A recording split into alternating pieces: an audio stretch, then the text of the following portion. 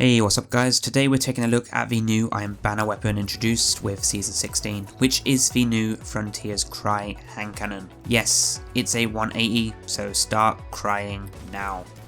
Anyway, this 180 hand cannon, is it good? For a start, it's a 180, which already puts me off from using this thing inside of PvP, because that base time to kill value isn't great for 180s as a whole, but I've had to play around with it, and if you like 180s, then I mean, it's not terrible, but it's also not great in my opinion. For someone who has used a few 180 hand cannons over the past year, I have to say this one doesn't come close to my Vulpecula. Now before we get into the full mini review and breakdown of the rules and Godrolls, I want to hear what you guys think of this weapon. Comment down below if you're using this thing, and what rules you have or what rules you're chasing. Now Frontier's Cry, it's an energy weapon, solar to be specific, and it comes with a unique trait called Skulking Wolf, where during the hunt, final blows with the weapon grant enhanced radar and removes you from the opposing radar. This can be pretty good, especially when it comes to Iron Banner and your 6-man stacking and pretty much always on the hunt, so that's a positive. But I've tried this hand cannon inside of PvP and it just doesn't work for me. Hell, I mean, even in PvE, the range is just far too low.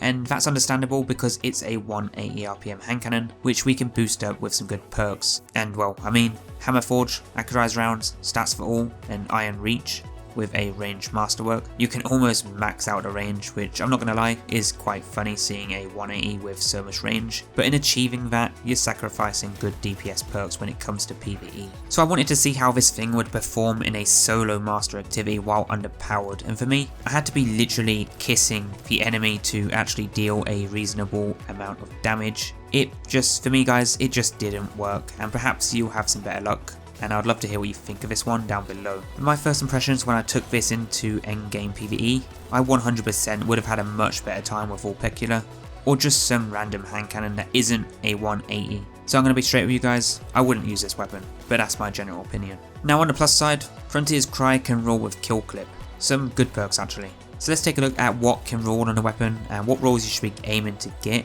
if you do end up using this weapon. So in the first trait slot, we can get Tunnel Vision, Steady Hands, Compulsive Reloader, Rapid Hit, Adaptive Munitions, and Stats for All. Then in the second slot, we have Adagio, Iron Reach, Iron Grip, One for All, Kill Clip, and Eye of the Storm. So your PvP Godroll, you'd be looking to go with Hammer Forge Rifling, Accurized Rounds, Rapid Hit, and then either Iron Reach or Kill Clip with a ranged masterwork. Iron Reach reducing that stability massively shouldn't be a problem for you, and you can live without that stability because it is a precision frame hand cannon. But for PvE, you'd want Corkscrew Rifling or Hammer Forged, and then Accurized Rounds or Tactical Mag, depending on how you intend to use the weapon. Then you would have a Rapid Hit and Kill Clip, and again a ranged masterwork. Those would be my PvP and PvE Godrolls anyway. So overall, this weapon, it's not completely bad, but it's also not the best 180 hand cannon in the game, in my opinion.